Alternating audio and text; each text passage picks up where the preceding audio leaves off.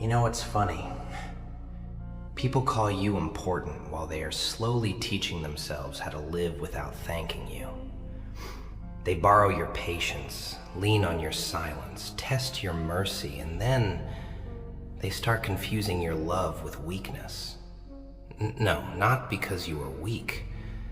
Because you stayed visible, available, predictable, human. And human beings, they often disrespect what feels guaranteed.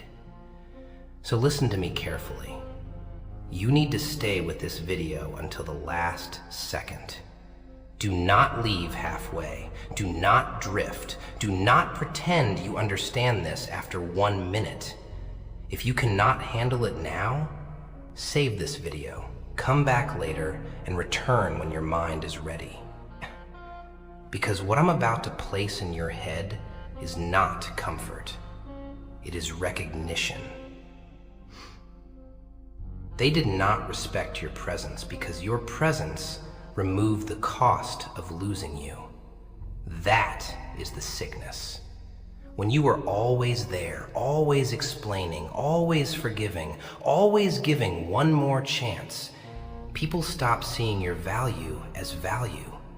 They start seeing it as background noise, a service, a function, a permanent light that will turn on when they enter the room.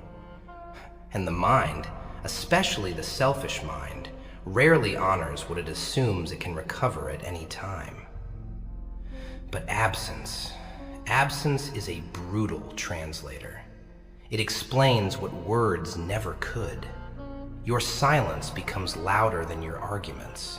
Your distance becomes heavier than your devotion. Your empty chair, your unread message, your vanished warmth. Suddenly they force people to measure what you are actually caring for them. Too late.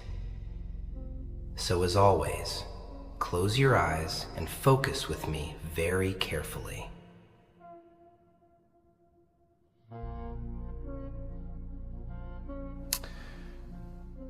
First, you want the first truth? People usually do not respect what keeps absorbing damage without leaving. They don't sit there and say, "Ah, what a rare soul, let me protect it." No. The selfish mind says something uglier. He'll stay. She'll stay. They always stay. And that changes everything. Let's make it real. A friend calls you only when life is falling apart. You answer. Again, again, again. You calm them down, give them your time, your sleep, your energy, and every single time they disappear when you need one honest minute in return. Do they respect you? No, not yet. Because in their mind, you are not a person anymore. You are a door that never locks. Or in love, this one is filthy. You explain your pain clearly. You say, "That hurt me." You say, "Please stop doing that." You speak gently, then patiently, then carefully, again and again, and they still repeat the same wound. Why? Because your forgiveness starts teaching them a lesson you never meant to teach. That your boundaries are emotional theater. That your pain is survivable. That you will cry and remain. Think about work, too. The employee who covers shifts, fixes mistakes, stays late, answers messages at night, and never complains becomes reliable on the surface. But underneath, he becomes convenient. Respect is replaced by expectation. The moment he finally says no, everyone acts shocked, almost offended, as if loyalty was a debt he owed forever. That is the first mechanism. Familiarity without consequence. Constant access without cost. Human beings often delay respect until reality introduces a price.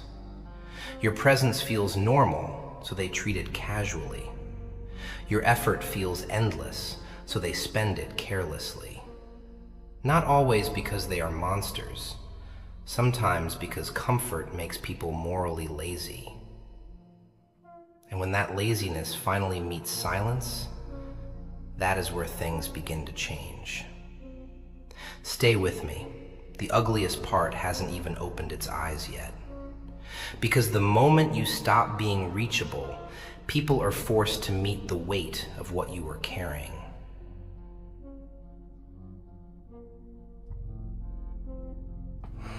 Second, people do not really understand your value while they are still controlling your emotional availability. That's the second truth. As long as they can reach you whenever they want, ignore you whenever they want, disappoint you whenever they want, and still find you waiting there, your value stays invisible to them. No, not invisible in theory, invisible in feeling. And people obey what they feel far more than what they know. Let me show you how disgusting this is in real life. A man ignores a woman for hours, maybe days, gives her dry answers, cold energy, crumbs, and she still stays warm, still replies fast, still tries to understand, still tells herself, maybe he's tired, maybe he's stressed, maybe I should be more patient. Do you think he sits there respecting that softness? Sometimes, maybe, but often, no. What he feels is power, because her consistency starts sounding like permission. Or reverse it. A woman keeps a man emotionally hungry. She replies when she wants, disappears when she wants, returns sweet when she feels him slipping away, and he keeps offering attention like it's an endless charity. Do you think she fully respects that devotion while she can still summon it with one sentence? Not usually. Because the human ego becomes arrogant around anything it can still command. And it happens in families too, which is almost worse. One person is always the peacemaker, always the one who calls first after conflict, always the one who absorbs tension, fixes the atmosphere, checks on everyone, forgives first, bends first, returns first. At first, people praise that person. You're so mature. You're the wise one. You're the good one. But listen carefully. Praise is not always respect. Sometimes praise is just a pretty way of keeping you trapped in a role that benefits everyone except you. That is why respect often wakes up only after distance, because distance removes control. Suddenly they cannot pull your attention like a lever. Suddenly your kindness is no longer on tap. Suddenly your patience has edges, and the mind panics when access becomes uncertain. It starts replaying your value with painful accuracy. But there is a darker layer under this, much darker. Because some people do not merely enjoy your availability, they build their identity on it.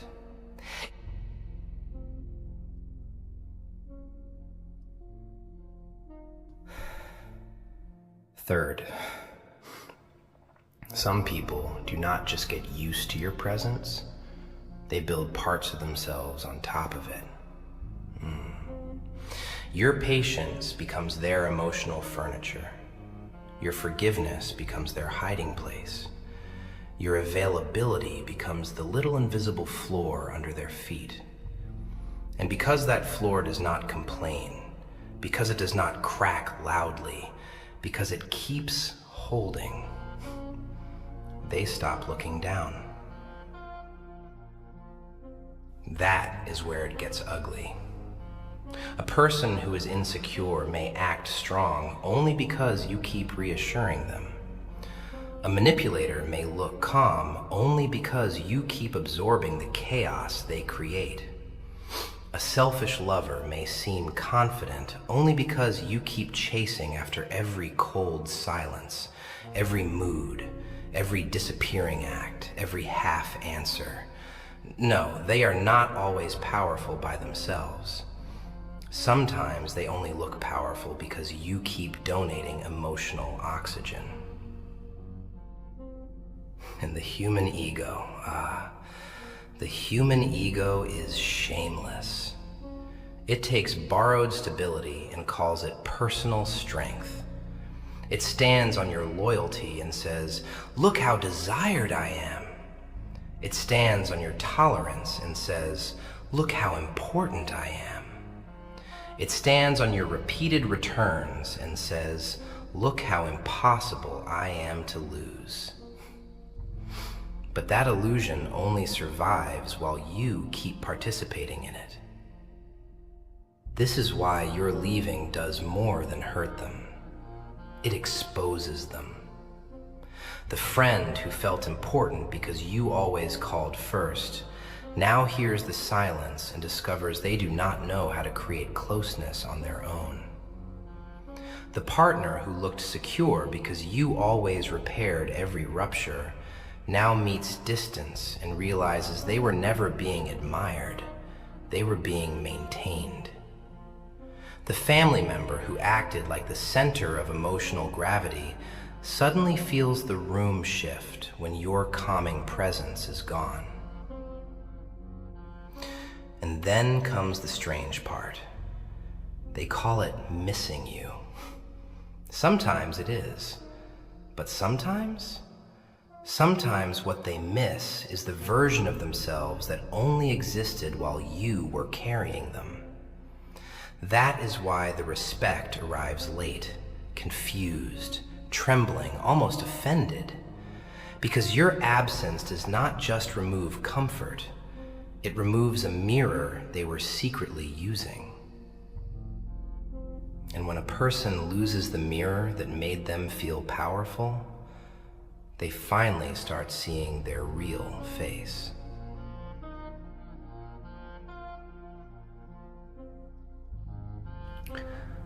Fourth,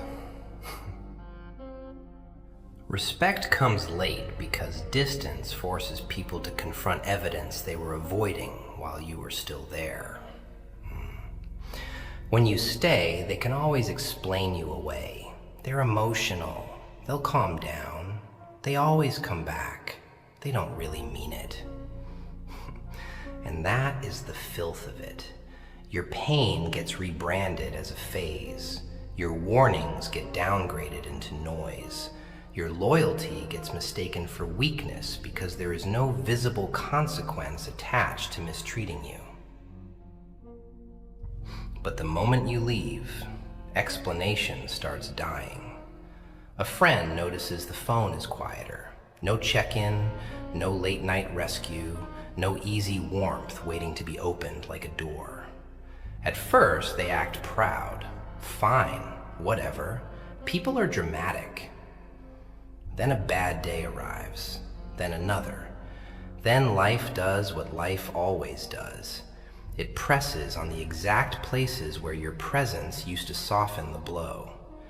And suddenly, they do not remember your words. They remember your function.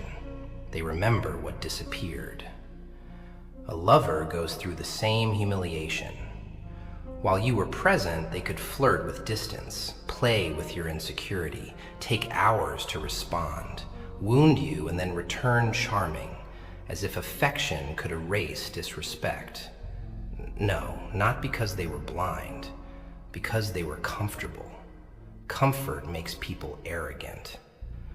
But once you leave, once the replies stop, once the emotional supply dries up, once your attention is no longer there to reassure their ego after every cruel little performance, reality enters the room like a judge.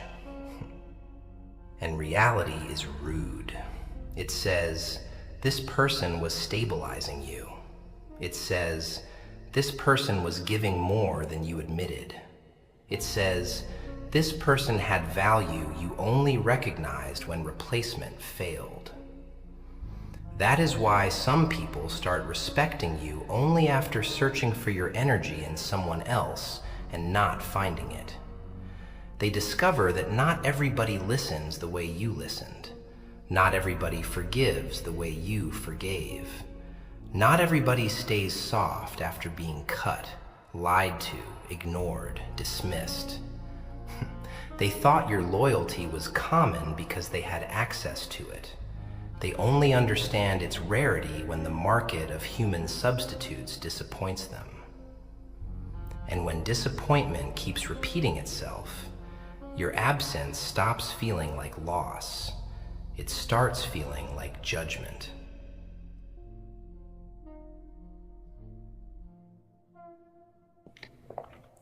Fifth, there is another reason respect arrives after you leave. And this one is almost pathetic. Many people do not measure your worth by your soul. They measure it by your scarcity.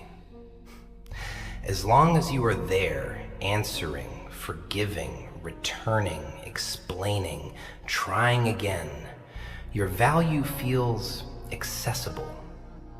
And when something feels accessible for too long, the shallow mind stops treating it like treasure. It starts treating it like water from a tap. Turn the tap off, and suddenly everybody remembers thirst. That is why a person can ignore your message 10 times and then obsess over the 11th one when it never comes. That is why someone who rolled their eyes at your love can suddenly call it special the moment your warmth is no longer available to calm their nights. No, not because they became wise overnight. Because deprivation sharpens attention. Absence forces the brain to focus. What was once blended into the background now steps forward with teeth.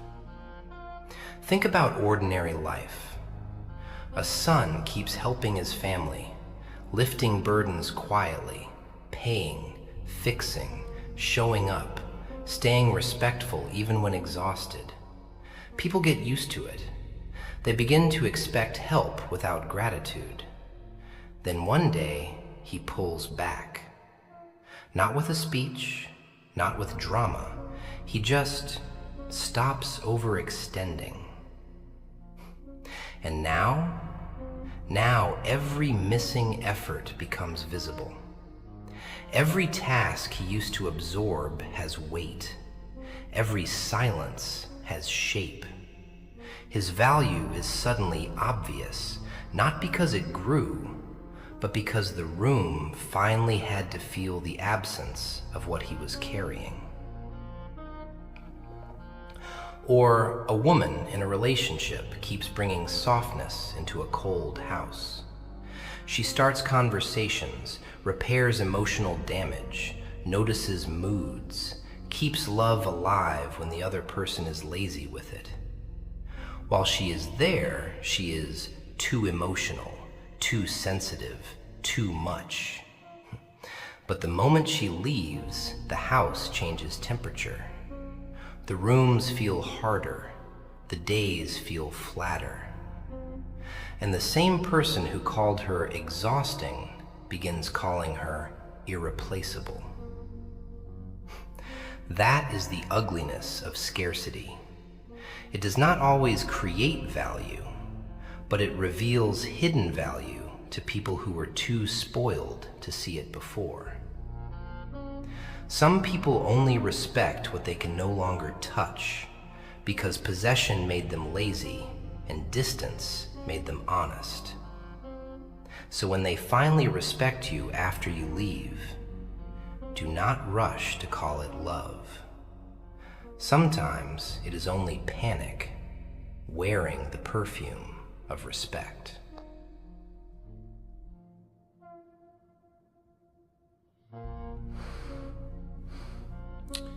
Sixth, we arrive at the part people hate the most, because it drags a mirror into the room. Sometimes they only respect you after you leave, because your staying helped them avoid themselves. Your patience protected them from self-examination. Your forgiveness delayed their shame. Your constant return kept whispering a lie into their ego. You are not that bad. Look, they're still here. Do you understand how dangerous that is? When you keep remaining in places that keep wounding you, some people stop reading your presence as love and start reading it as proof of their innocence. No, not innocence in truth, innocence in feeling. And feeling is what most people worship. If they can still sleep, still laugh, still go about their day while you remain beside them, then your pain becomes easier for them to minimize, easier to rename, easier to file away as exaggeration, sensitivity, drama, anything except evidence. Let's make it painfully ordinary. A man keeps disrespecting the woman who loves him, not always with betrayal, sometimes with colder things: neglect, dismissal, cruel timing, half presence, that ugly little talent some people have for making you feel lonely while sitting right beside you. She explains, forgives, explains again, stays, hopes, softens, waits. What happens in his mind? At first, maybe guilt, maybe. But after enough repetition, guilt gets lazy. He starts adjusting to her endurance. He starts living inside the comfort of her continued existence. He may even begin to think, quietly, secretly, shamefully, that maybe what he does is not that serious. Why? Because if it were truly unbearable, she would leave. That is the trap. Your staying can accidentally become testimony for the defense of the person hurting you. A friend does it too. They take, disappear, return when convenient, lean on your empathy, vanish when you need depth in return. Yet because you keep answering, because you keep making room, because you keep reopening the door, they never have to sit inside the full ugliness of what they are doing. Your mercy becomes emotional insulation. Your kindness becomes a blanket wrapped around their conscience. But once you leave, once you really leave, not performatively, not for a few hours, not with little hints begging them to chase you, but truly leave, the insulation is gone. The room changes temperature. Their explanations start sounding cheap even to themselves. The old script stops working. They're just emotional. They'll be back. They always need time. No. Now there is silence where reassurance used to be. Now there is distance where ego used to feed. Now there is consequence. And consequence is a cruel teacher. Because consequence does what arguments rarely can. It forces reality to become physical. Your absence enters their routine. It sits at the table. It sleeps in the empty space beside them. It shows up when something good happens and there is no you to tell. It shows up when something collapses and there is no you to soften the fall. And that is when the conscience, which had been sedated by your constant presence, starts waking up in fragments. First, discomfort, then confusion, then rationalization, then memory, then that awful, late-arriving respect. But let me say something even darker. Sometimes what they call respect is just the first stage of being unable to escape what they now know about themselves. Because when you are gone, they can no longer use your loyalty to argue that they are decent. They have to face the possibility that they were cared for deeply and still mishandled it. That they were given softness and answered it with carelessness. That they were trusted and behaved like comfort had no cost. So yes, some people respect you after you leave, because leaving does not merely remove your presence. It removes the lie they were telling themselves while you stayed. And when the lie collapses, they finally hear the truth in their own head. Stay with me, because the next part is where respect turns into something much more disturbing.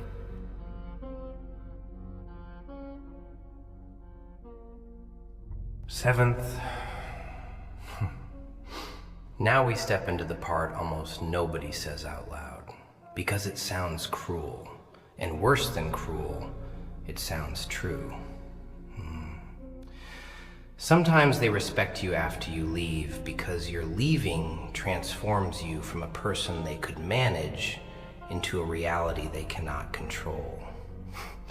And the human ego, it has a sick relationship with control.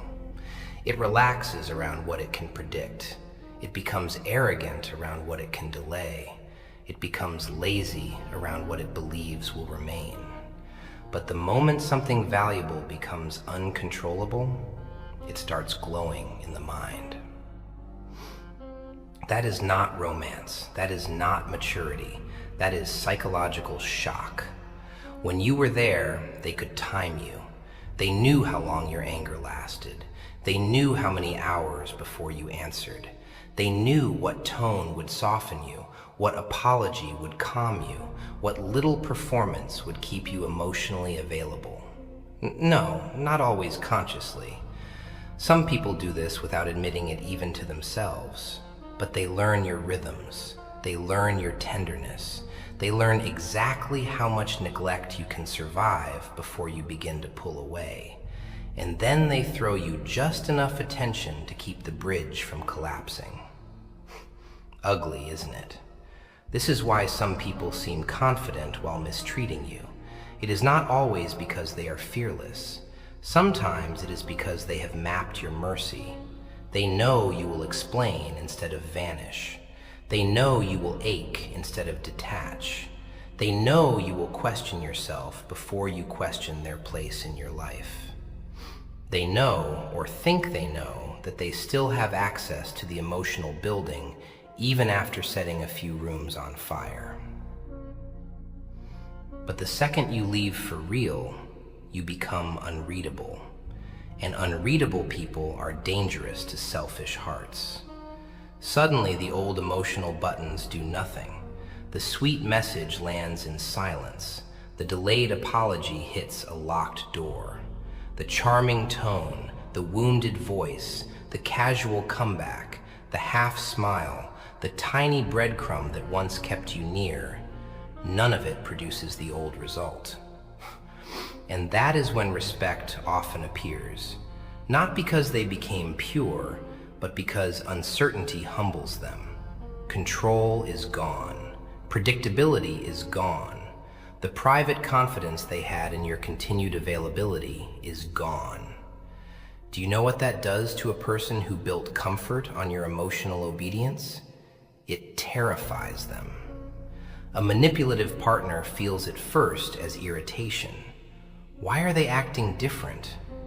A selfish friend feels it as offense. After all I've done? Which is always funny because what they mean is, after all I've gotten used to. A family member feels it as confusion. This isn't like you. Exactly. That is the point. Because the version of you they relied on was visible, reachable, absorbent. The version of you that leaves? That version introduces mystery, and mystery forces reevaluation. They start checking your absence like a wound. They replay conversations. They inspect old messages. They search your last expressions for clues. They study the silence like it contains a hidden verdict. Why? Because once they cannot govern your response, they are finally pushed into the one position they were avoiding while you stayed, the position of not knowing.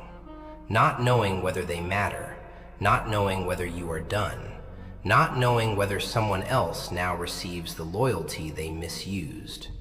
Not knowing whether the door they treated like permanent has become a wall. And not knowing does something fascinating to the human mind. It magnifies value. It sharpens memory. It turns casual loss into obsessive reflection. So yes, many people only respect you after you leave, because respect arrives the moment their illusion of control dies. Not when you cry, not when you explain, not when you beg to be treated correctly, not even when you warn them. It arrives when they reach for the version of you they thought they owned and touch nothing.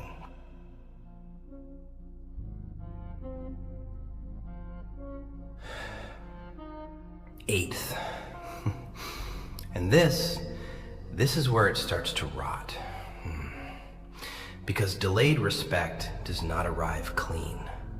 It rarely arrives noble. It rarely arrives with moral beauty, wisdom, and all those pretty little words people like to wear when they are late. No. When respect arrives after you leave, it often drags regret behind it like a body. Because now they are no longer just missing your presence.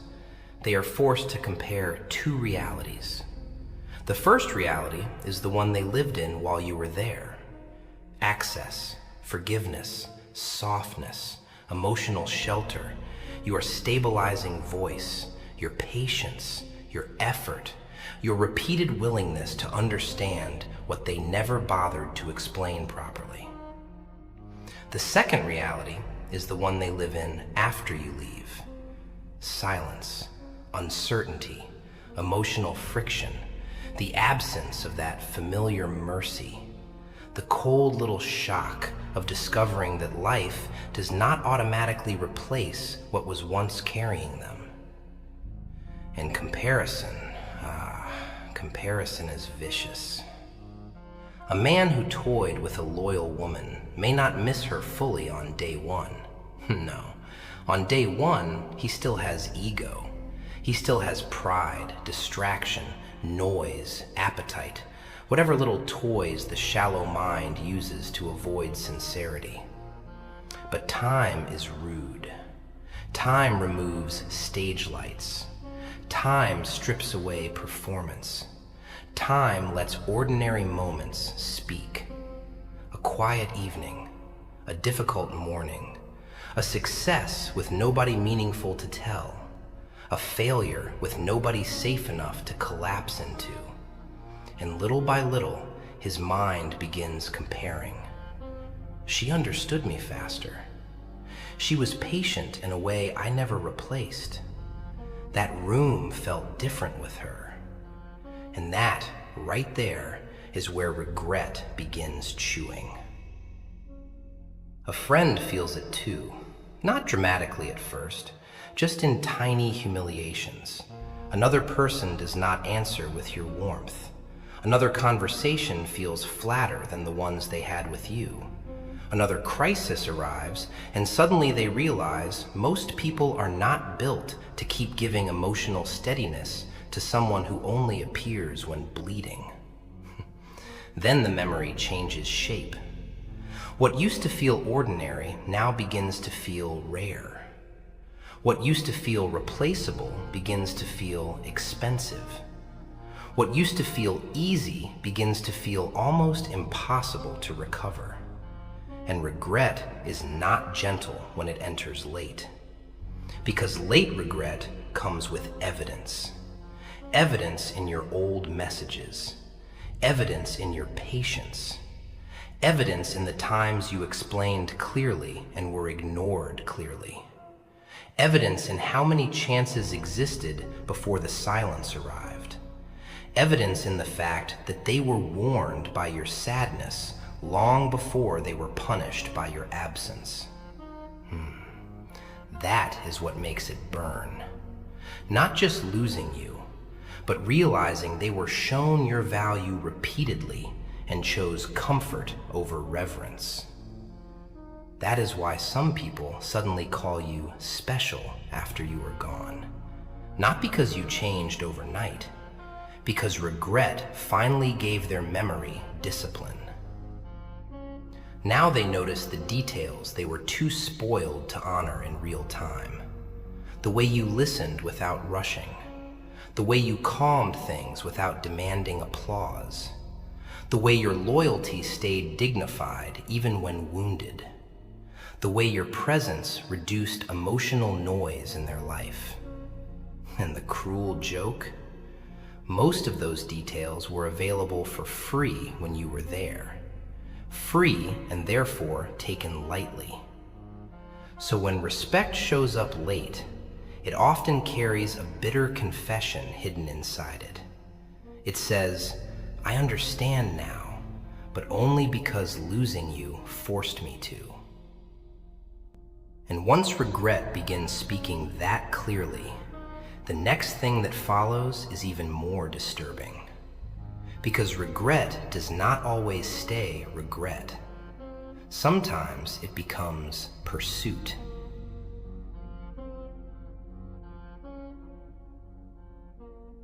Ninth. Yes, pursuit. Because once regret becomes unbearable, many people stop sitting quietly with what they lost and start chasing it. Not always with sincerity, not always with wisdom, not always with that beautiful, clean transformation people write poems about. No. Sometimes pursuit begins in a much uglier place.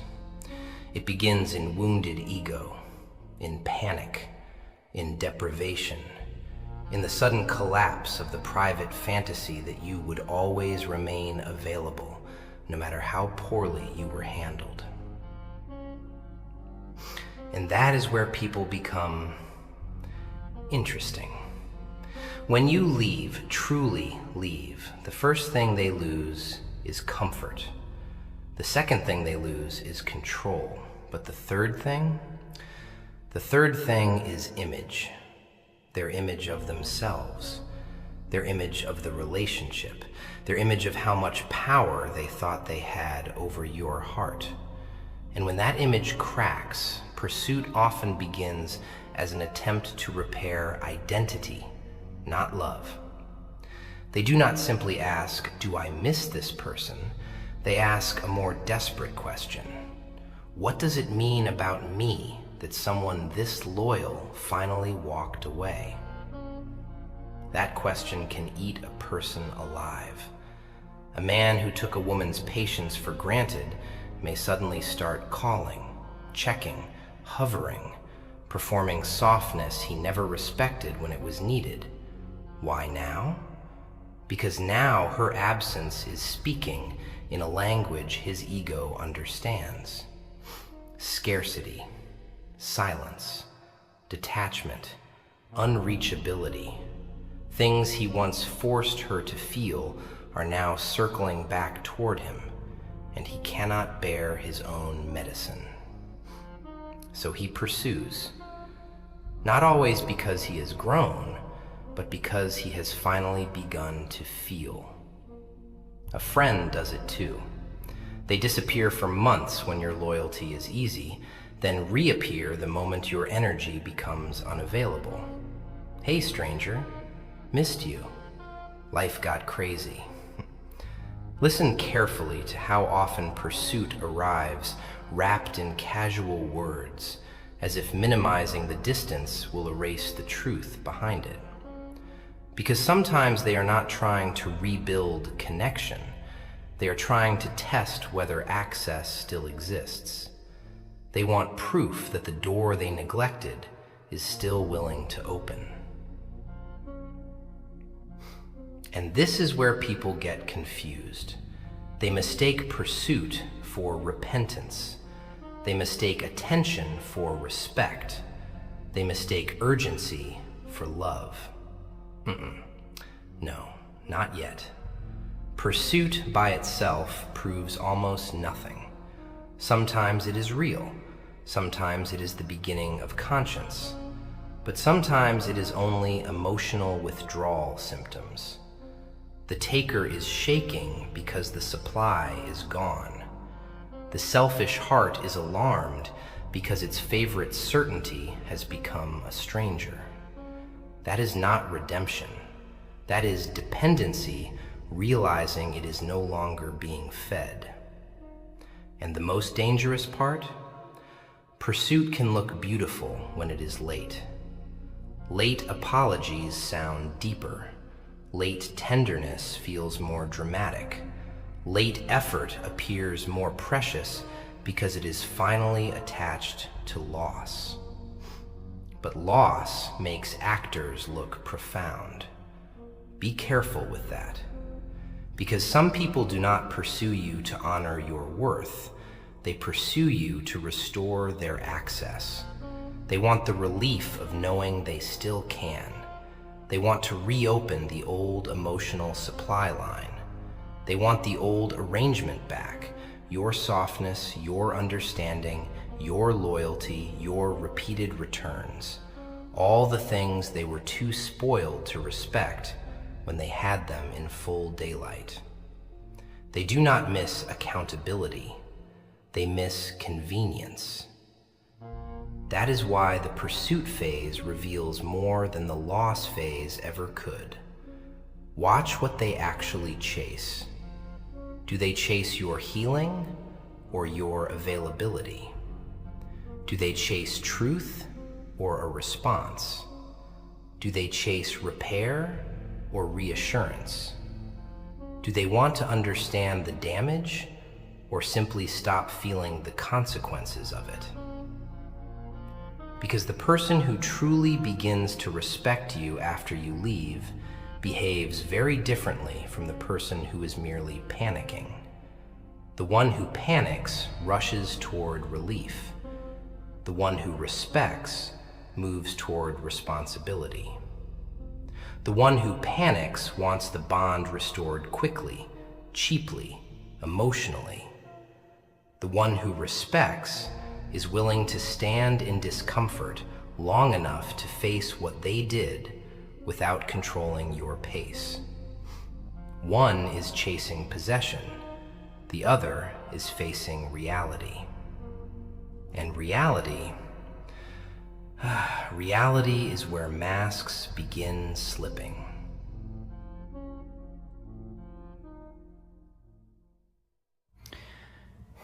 Tenth.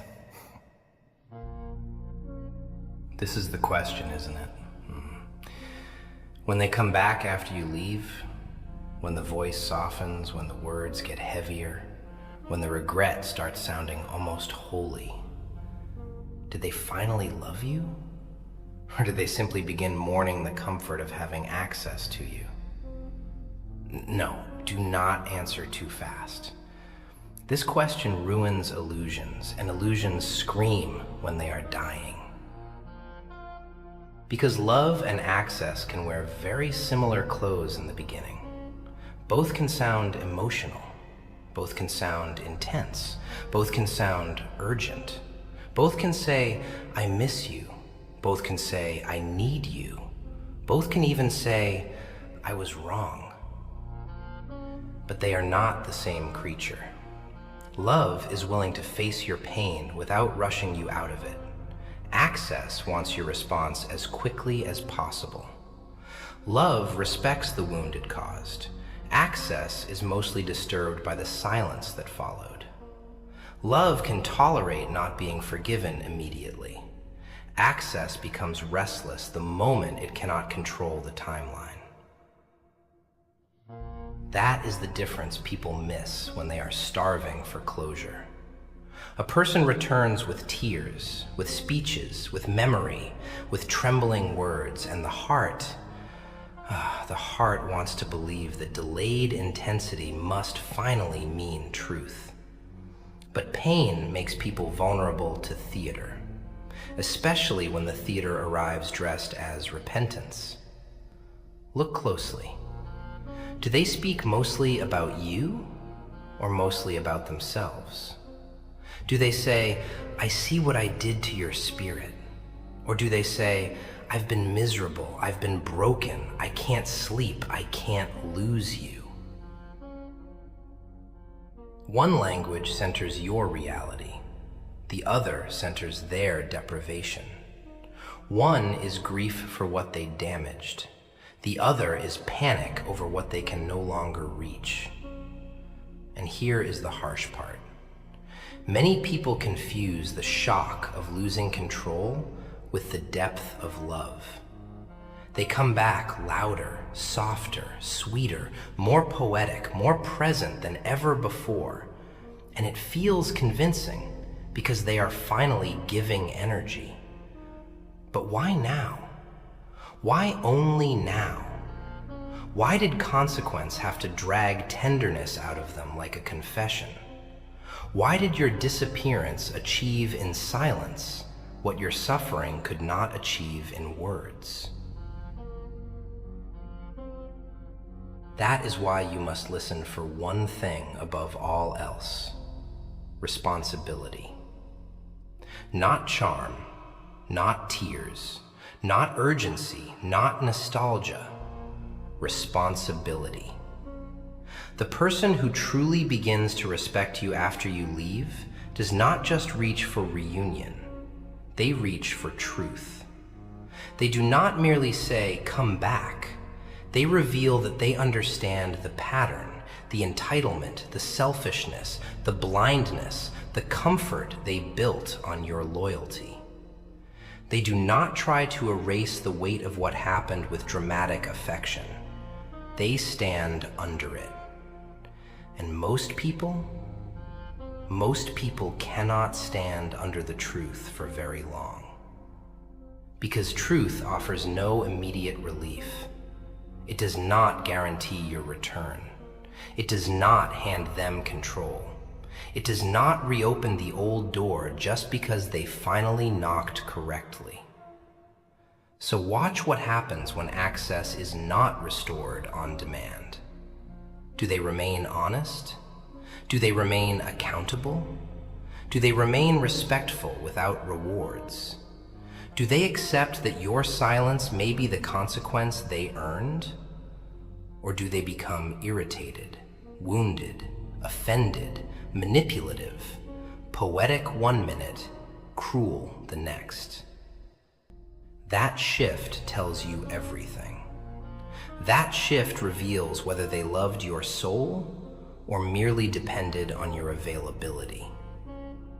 Because the darkest answer is this: sometimes they do not come back because they finally discovered your worth.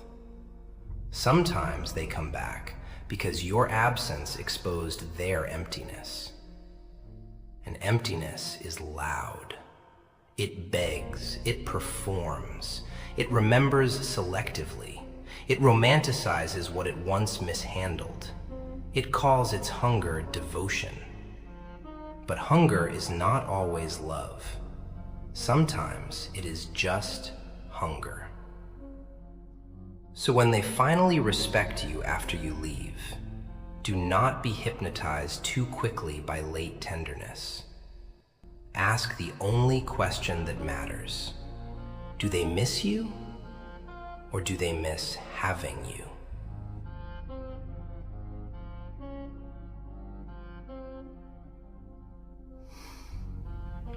And now,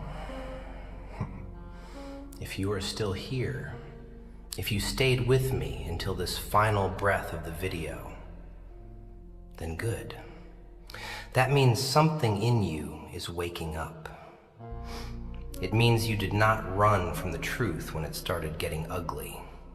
It means you recognized something most people spend years trying to explain and still fail to name.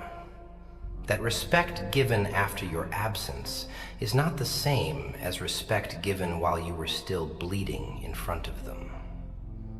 So thank you. Truly. Thank you for staying until the end. In a world full of noise, cheap distractions, and half attention, you stayed, and that matters. Because these videos are not made for people who want comfort for 30 seconds and then disappear. They are made for the ones who can sit still while the truth presses on their chest a little. The ones who can feel something heavy and not look away. Remember this: do not beg for late respect. Do not romanticize delayed understanding. Do not hand your soul back too quickly to people who only learned your value through loss. Let them feel the silence. Let them face the mirror. Let them sit with the weight of what they touched carelessly. Because some lessons only enter the heart when comfort leaves the room. And maybe that is the darkest part of all. Sometimes your absence is the most honest sentence you will ever speak. So if this video reached you, if it said what you could never quite put into words, then do 3 things. First, leave a like. Not for me alone, no, but for the signal. So this message reaches the people still breaking themselves trying to earn love from those who only understand consequence. Second, subscribe. Because what comes next will go even deeper, much deeper. We are not done, not even close. The next video will open another door people are afraid to touch. And if this one unsettled you, the next one may stay in your head for days. Third, write in the comments the title you want me to create next. Write the exact dark psychological title that is burning inside your mind. The one you want turned into a full video. The most powerful, the most painful, the most truthful one. I read them, I see them, and some of the next videos will come directly from your words. So stay sharp, stay awake, stay unreachable to what no longer deserves your softness. And when they finally learn your worth through your absence, do not let their panic rewrite your memory. I'll see you in the next one. Now you know.